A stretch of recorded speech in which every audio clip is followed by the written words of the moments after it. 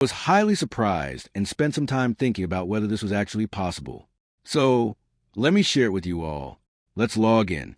As you can see on the login screen, everything is written in Chinese. This is actually quite interesting. You can see absolutely everything in this application in Chinese here. So let's explore this a bit. It was set to dark mode since I prefer dark themes. But here, you can choose to keep it in either dark or light mode as you like. Let me switch it back to dark mode. Looking at a white screen can strain the eyes and cause a bit of discomfort. And as you can see, you can also change the background wallpaper from here. For now, I'll keep the default one. Now, the most fascinating yet most problematic thing about this application is that it doesn't have any option to change the language. However, when you use a web browser like Google Chrome, you'll find an option at the top where, right here, through this option, you can easily translate it into English. But let me show you. There's absolutely no built-in language change option anywhere in these settings. So, since we can't find any language option here, we have to use this application in Chinese, using this translation method. But more importantly, looking at this entire application, it feels to me like they try to design everything to resemble Synology, or perhaps they modeled it directly after Synology. Its name is fnOS. It is a Chinese NAS operating system that feels extremely smooth, beautiful, and works exceptionally well. And as you can see right here, it even has its own dedicated app store. So, we will explore this entire software one by one, and at the same time, we'll show you how to install this on your system. We will guide you through the entire installation procedure. As you can see, everything has been neatly categorized here on the left side. Let's make this Application Center window full screen. In the App Store, you can see there's an option called Latest Release. Right below that, you can see all the latest updates displayed here. There's also a dedicated section for your installed applications. Here is a separate section designated for audio-visual entertainment, photography and video.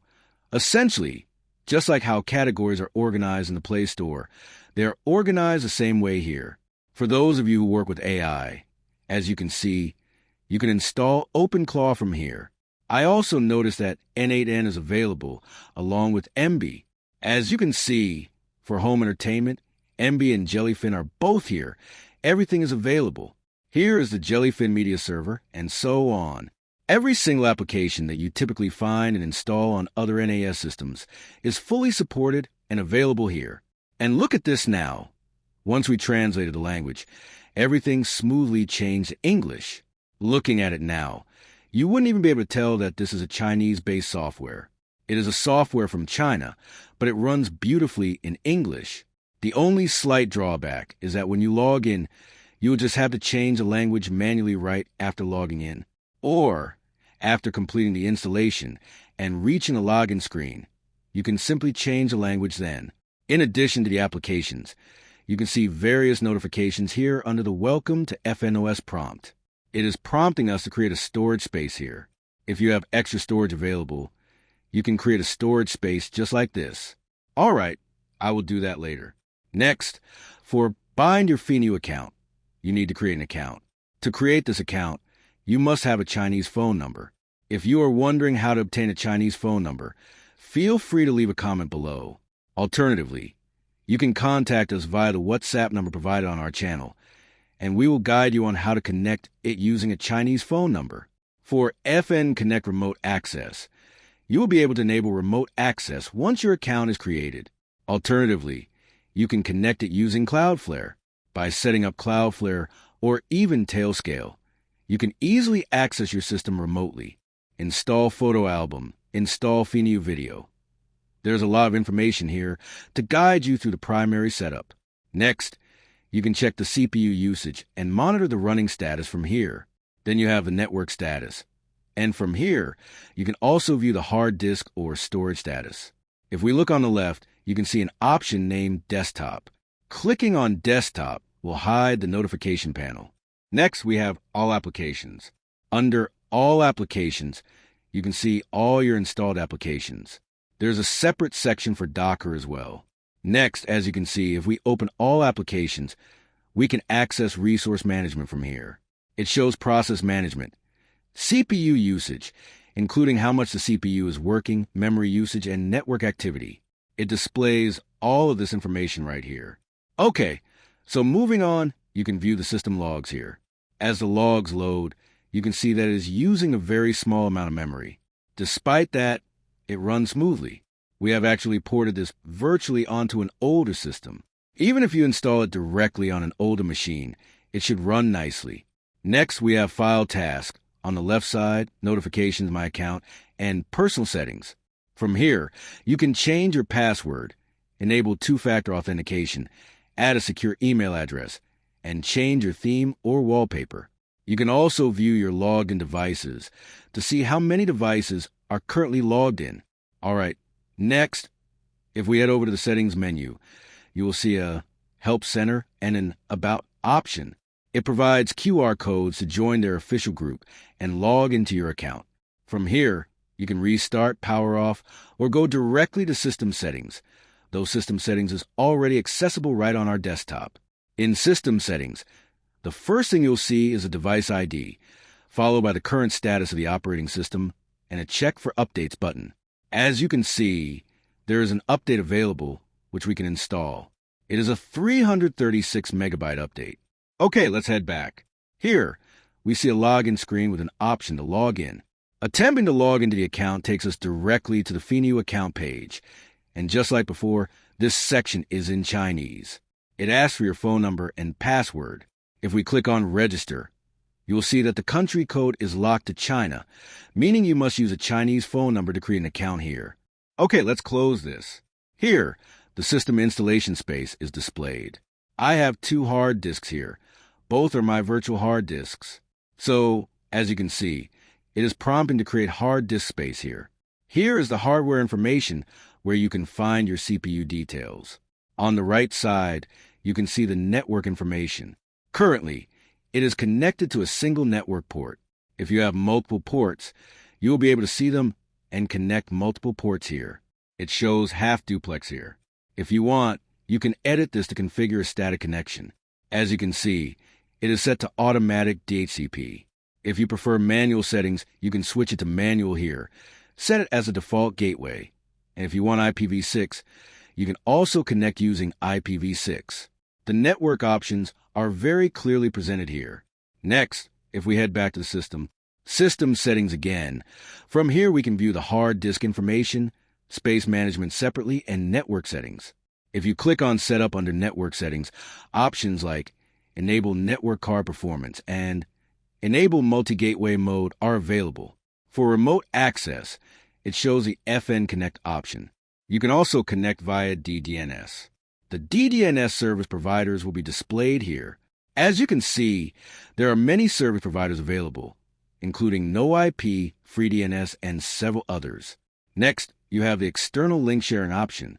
It displays the IP address that we are currently accessing, and you can select the external link speed from here. After that is SSH. As you can see, in the advanced settings, you can turn the SSH port on or off. Currently, our SSH functionality is turned off. Next is a security option, containing account settings, protection, firewall, and certificates. As you can see, a valid certificate is automatically generated here. Under the File Sharing Protocol, you can see that the File Sharing Protocol for Windows and the File Sharing Protocol for Mac are already enabled. You can also enable the Time Machine service from here if you wish. No license is currently active, but once you log in, you might receive a trial license. Notification settings are currently turned off, but you can turn them on if you like. Under Hardware and Power Supply, you can connect a UPS. Finally, you can check Update and Restore, as well as applications here. This is a very clean, minimalist, and easy-to-use operating system. So, let's look at how to install it. First, we'll open a new tab and type fnOS download in the search bar, which will bring up our search results. The very first link you see here is fnOS at fnNAS.com/download. Let's go to this website. Once the page loads, you can see it has taken us to a Chinese website. We will convert this page to English. After translating it to English, you can see that it provides a lot of useful information, such as the native app for fnOS, which you can download and use directly. There is also the Feiniu player for multimedia needs. But before that, let's head over to the installation procedure. Here, you can see two options available, one for x86 and another for the ARM version. You can download whichever one fits your requirements. I will go ahead with x86 and click on Direct Download. Once you click it, the download will be sent to your download manager, and the 3.26 gigabytes file will begin downloading. Since I have already downloaded the file beforehand, what you will need to do next is create a bootable disk. To create the bootable disk, you can use the BalenaEtcher software just like we're doing here. It is very reliable and works quite well. To proceed with this, the first thing we'll do is insert a USB flash drive. There, the drive is now connected. First, we will select Flash from File and locate our downloaded file. As you can see, we are selecting the file that was downloaded earlier. Next, we will select our target drive and choose our connected physical drive as a target. Then, we will click on Flash to start the process. This flashing process will take about 2 to 3 minutes to complete. As you can see, the flashing has already started. Once it is finished, we will use this drive to boot our system in UEFI mode. Booting in UEFI mode is necessary because this OS only supports UEFI. So, let's wait for this to finish, and we will meet you during the boot process. We will skip ahead to save video time. Viewers, as you can see, our installation menu has appeared. From here, what we need to do is select the Graphical Install option and press Enter. After that, the graphical installation options will appear one after another. As you can see, our graphical installation has started here, and now it will ask us which hard disk we want to use. Since we only have one hard disk here, I will select that single hard disk and proceed. Let's click OK. You can see that everything here is written in Chinese, so it's a bit hard to understand.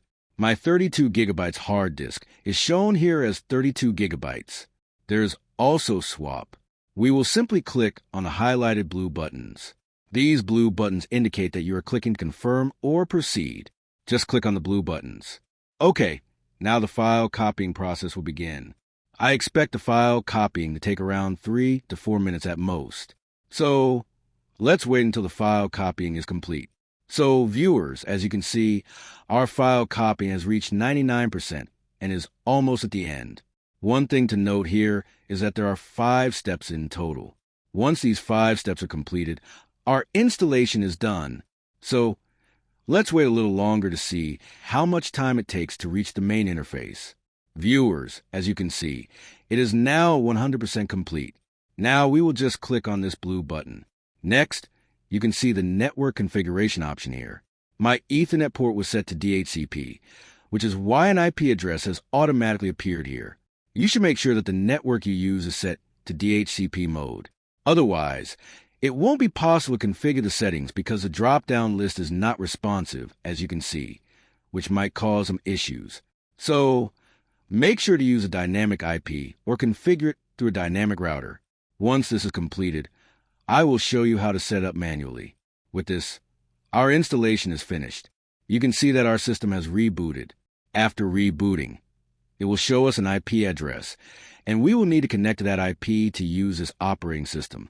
As you can see, the fnOS icon is flagged. Now look here, an IP address has appeared. http://10.10.70.243 with port 5666. It is now set up under this port. So let's access this IP address and see what the status of our installation is. Now we are in a web browser. We will type 10.10.70.243 here. Typing just this is enough to get us started. And as you can see, we have reached a welcome screen. Let's translate this to English right away.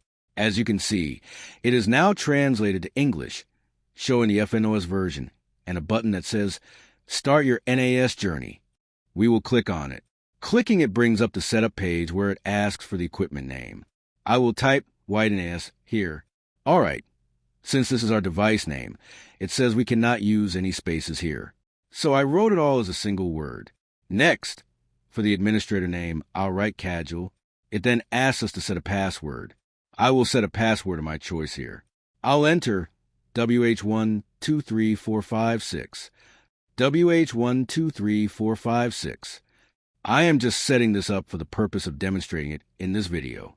You should always use your own custom password here and avoid using the passwords suggested by Google. To finalize, I'll click Save. Now, right on the default screen, it is prompting us with Go to Update because an update has arrived. If you see an update, you should update it as well. When an update is available, simply click Update Now. Clicking Update Now and confirming it will start the update process. Let's refresh the page. We will let the update run in the background. So viewers, as you can see, I'm now on the default screen, having completed our brand new setup. Now, if anyone wants to change the IP address, you need to go to the network settings. From network settings, you can see our connection, which is currently on 10.10.70.243. You can edit this here. By editing it and accessing manual settings, you can easily change your IP address. For IPv6, you can configure it manually, or if you prefer a dynamic setup, you can do that too. It was set to automatic by default. I'll keep it on dynamic for my setup. I'm just showing you this so that if you ever need to change your network configuration, you can do it easily from here. Okay, now, if we head over to the Application Center, you'll find extensive support for applications. There are many applications available here. And if you want to set up remote access, you can install Cloudflare from here. If I search for Cloud here, you'll see Cloudflare Tunnel is available for installation. You can easily install the Cloudflare Tunnel from here. This video is getting quite long, so I will wrap things up here for today. I have shown you how to download and install this Chinese operating system, as well as the various options available and how to navigate them. In my opinion, it is very similar to a Synology NAS. It is very straightforward, and looking at the options, it feels very much like a mobile operating system. In fact, many parts of it gave me a strong Android-like feel. Over on the left, everything is categorized neatly under sections like audio, video, download, backup and sync development tools, and practical efficiency. A wide variety of tools are offered here. For example, as you can see, OpenClaw is also available. You can easily install OpenClaw, configure file snapshots, and much more. Almost every feature you might look for is supported here. They even have sections for lifestyle and gaming. So, I would say it feels very much like Android, but once it is connected and used as a NAS, it delivers a unique and versatile experience. For those of you who plan to use it or are already using it, please share your thoughts. Let me know your experience and its pros and cons in the comment section. I hope those of you who wish to try this out will find it useful.